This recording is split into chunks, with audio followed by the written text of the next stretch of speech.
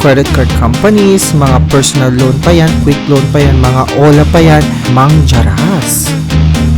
Or mag-commit ng maganda dito na gamitin natin yung mga compare loans. Kung yes, may nasampulan na naman, nakakaloka. Nasampulan ang mga OLA na ite.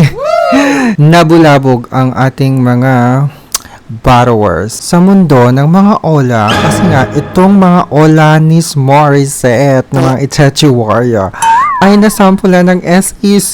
Sino ba sila? Alamin natin kung sino siya. Siya ay si UMeta Lending Corp. So, nag-post ang SEC kamakailan lamang na itong mga OLA na under ni UMeta Credit Lending Corp ay nabigyan or na-issuean ng cease and desist order. Okay, alamin natin. Sabi ng Securities and Exchange Commission, kasi nag-post sila sa kanilang FB page, the Securities and Exchange Commission or SEC has issued a cease and desist order against UMeta Credit Lending Corp for its unauthorized operation of unrecorded online lending platforms. Nakakaloka, so unrecorded pala sila.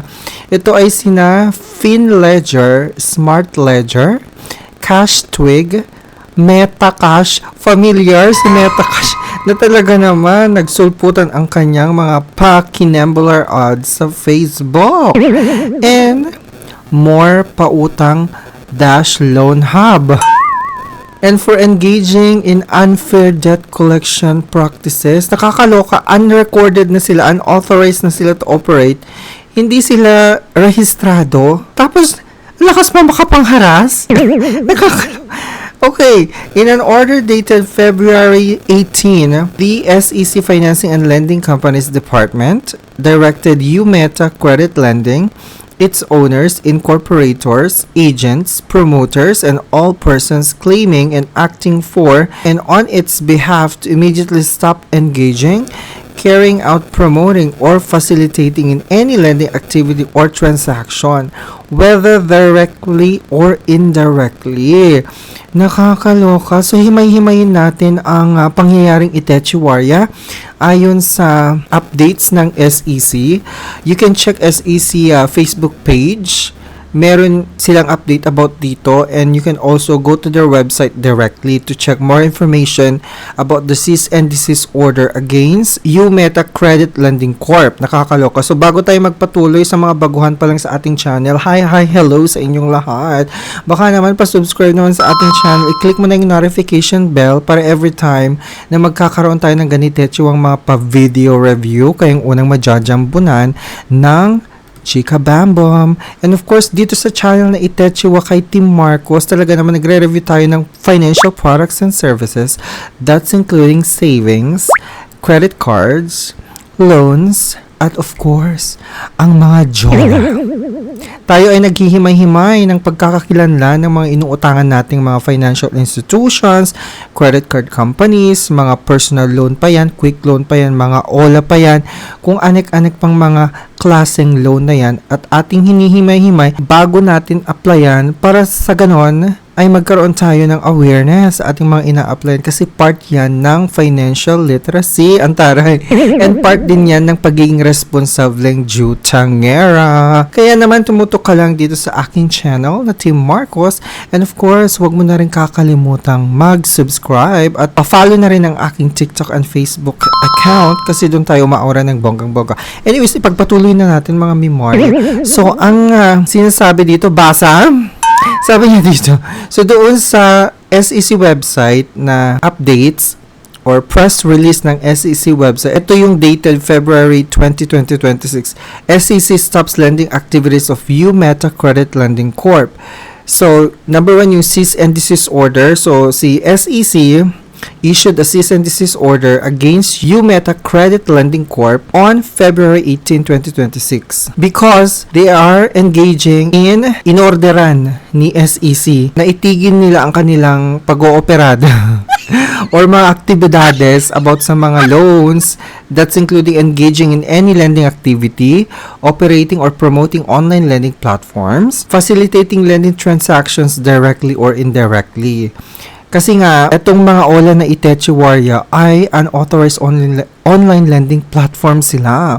So the company was found operating multiple unrecorded and undisclosed online lending platforms, including FinLedger dash Smart Ledger. O diba? Hindi mo maintindihan kung OLA ba siya or mga ledger niya. Bakit ganun? May mga ledger.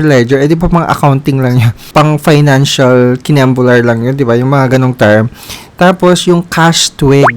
Never heard itong Cash Twig and never have any review kay Cash Twig. So, first time ko marinig yung Cash Twig. Tapos si Metacash, alam niyo na popular itong si Metacash na Itechiwara, nakakaloka.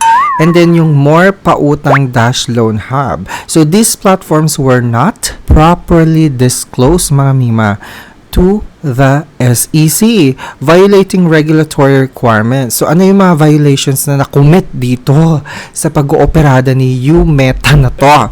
Nakakaloka. So, ito na. Violation of SEC Memorandum Circular Number 19 or Series of 2019 that requires lending firms to fully disclose and register all online lending platforms they operate. Pero, hindi nila ginawa. Diba? At pangalawang violation of SEC Memorandum Circular Number 10 or Series of 2021 impose a moratorium on new online lending platforms starting November 5, 2021. Diba? Kung ano yon, basahin nyo na lang yung memorandum na yan. The SEC stated that this was not a simple oversight but a calculated evasion of supervision. May ganun ka, di ba? Napakalalim. Calculated evasion of supervision. So, isearch nga kung anong ibig sabihin. Anyways, ito din yung isa sa mga ginagawa ng mga unrecorded OLA ni Meta na to, ang unfair debt collection practices. So, hindi ka na rehistrado, wala ka ng lisensya para mag-operate, hindi mo na nga dinisclose na may mga OLPs ka or online lending platforms ka na nag-ooperate pala. Tapos, nada-download pa siya sa App Store o kaya sa Play Store. Tapos, ang lakas mo pang mangjaras. Oh, no! Or mag-commit ng unfair debt collection practices na ite.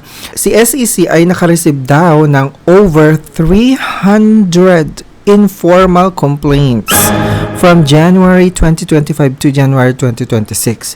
So, sa loob ng isang taon, 300 informal complaints na.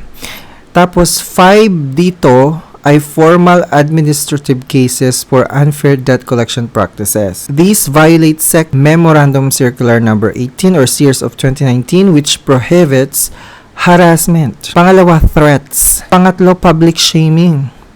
At pang-apat, abusive collection behavior. Diba? Full package itong si Meta. Nakakaloka. And then, they also failed to respond to regulatory orders daw. So, the company ignored 5 separate show cause letters issued by the SEC. The commission described this as deliberate refusal to engage with lawful authority, blatant disregard of supervisory powers. O, diba? Kung ano yon, isearch nyo na lang, nakakaloka. Tapos, yung reason for immediate shutdown, the SEC determined there was a clear and present danger to financial consumers due to unauthorized multiple OLP operations, hundreds of complaints, refusal to cooperate with regulators, diba? So, ang dami niyang mga violate dito. Tapos, so itong si CDO or Cease and Desist Order was issued to prevent further harm to borrowers while administrative proceedings continue. So this case highlights a serious regulatory enforcement action against an online lending company that circumvented disclosure requirements. So hindi po pwede yung iba-bypass mo yung mga ganong requirements. Meron nga tayong mga batas na kailangan i-disclose mo yung mga OLPs mo or mga online lending platforms mo na nakakabit sa'yo, di ba, bilang isang lending company. Pero hindi nyo ginawa. Meta, nakakaloka kayo. Tapos, operated multiple digital lending platforms under different names and allegedly engaged in abusive debt collection practices and ignored regulatory directives. So, yun yung mga highlights na yun yung mga seryosong violate ng Meta na ito. So, ang aking takeaway dito bilang isang borrower, pwedeng takeaway nyo na din. So number one, syempre, always verify if a lending app or OLA is registered with the SEC. So, yun lang lagi natin sinasabi. Apply nyo lang kung rehistrado si OLA kay SEC or kung may license siya to operate. Hindi porket na nakita nyo na available siya sa App Store and Play Store to download, i-download nyo na at apply nyo na. Hindi ganon.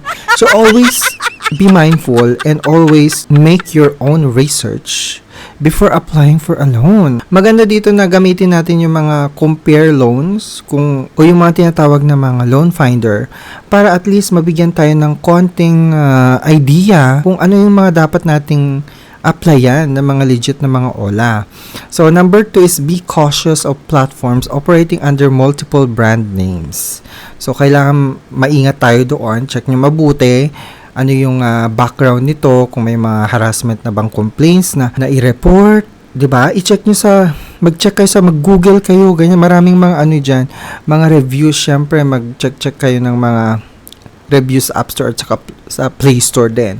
And number 3 is report harassment of unfair collection practices immediately. So syempre naman kung nakaranas ka na ng ganitong mga pang-aabuso or harassment, let's say, minura-mura ka, pinablik shaming ka, pinagpo-post na yung mukha mo sa social media, syempre, kailangan mo ding samahan yan ng action. Mag-file ka na ng complaint immediately sa SEC o kaya sa PAOK para ma-actionan na agad itong mga kajutahan ng mga Jola collector. Kaya mag-iingat kayo as much as possible, wag niyo nang i-download itong mga to. Kung may mga utang kayo kay Umeta Credit Lending Corp, wag niyo nang bayaran kasi sayang ang pera. Total naman na issuehan na siya ng cease and desist order, wala na siyang karapatan para mag-operate pa as a lending company.